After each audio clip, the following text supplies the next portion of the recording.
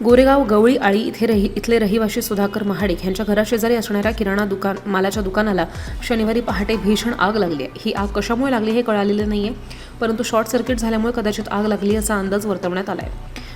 शनिवारी पहाटे महाडिक कुटुंब झोपेत असताना सुधाकर महाडिक यांचा मुलगा अनिकेत महाडिक यांना दुकानात काहीतरी वाजत असल्याचा आवाज आला आणि त्यांना वाटले की दुकानामध्ये कोणीतरी चोर वगैरे शिरलाय आणि त्यांनी त्यांचे वडील सुधाकर महाडिक यांना हे सांगितले. ते दोघंही बाहेर येऊन पाहतात तर संपूर्ण दुकान जळत होतं.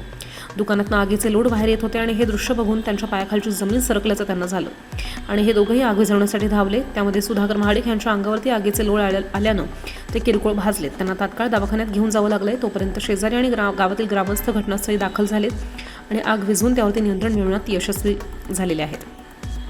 परंतु आगीमध्ये दुकानातील नेहमीच्या विक्रीसाठी असणारं साहित्य तसंच काही वस्तू जळून खाक झाल्या आहेत. फार मोठं नुकसान झाले असं पाहायला मिळालंय. घटनास्थळी गोरेगाव पोलीस तलाठी यांना दाखल होऊन पंचनामा केलाय.